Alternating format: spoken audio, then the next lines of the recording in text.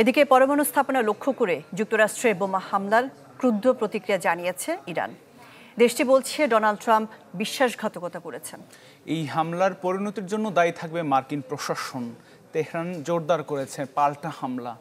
Israel জুড়ে মুহুর্মুহু drone ও ক্ষেপণাস্ত্র হামলা চালিয়েছে ইরান। RICL TMX, যুগের পর যুগ স্থাপনা থাকে মজবুত। ইসরায়েলের সাথে সংঘাতের 10ম দিনে ইরানি বোমা হামলায় ট্রাম্প বুঝিয়ে দিলেন কূটনৈতিক আলোচনার পথ নয়, বোমা হামলায় সমাধান চান তিনি।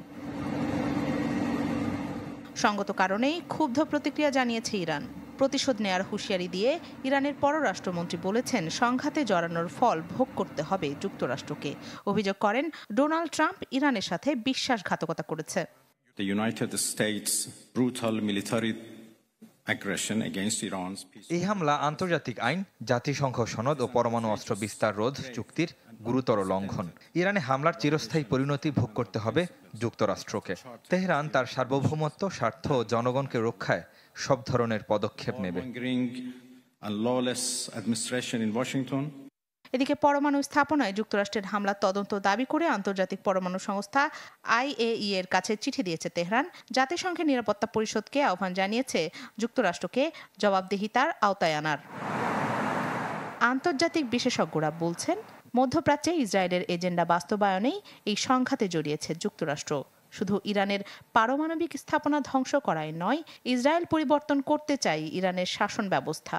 তাদের মতে যুক্তরাষ্ট্রের পদক্ষেপকে যুদ্ধ ঘোষণা হিসেবে দেখতে পারে চীন, রাশিয়া সহ ইরানের মিত্র দেশগুলো। যুক্তরাষ্ট্র আসলে ইসরায়েলের এজেন্ডা বাস্তবায়ন করছে।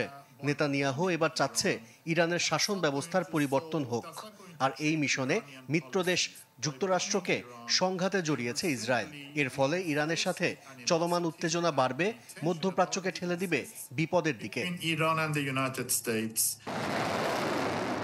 শনিবার যুক্তরাষ্ট্রের হামলার পর ইসরায়েলের ভূখণ্ডে কয়েক দফায় 40টি ক্ষেপণাস্ত্র ছুড়েছে ইরান, যা আঘাত হানে তেল আবিবের বেন গুরিয়ন বিমানবন্দর, একটি জৈব গবেষণা কেন্দ্র ও কমান্ডার সেন্টার সহ বেশ কিছু গুরুত্বপূর্ণ স্থাপনায়।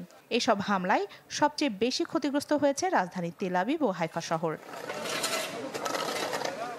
হামলা মোকাবিলায় আগে থেকে উচ্চ সতর্কতা জারি করে ইসরায়েল। তেল আবিবের জনজমায়েতে দেওয়া হয়েছে নিষেধাজ্ঞা, পাশাপাশি অতি প্রয়োজনীয় কাজ ছাড়া সাধারণ মানুষকে বাইরে বের না হওয়ার নির্দেশ দিয়েছে প্রশাসন। রাখি জেসমিন, চ্যানেল 24।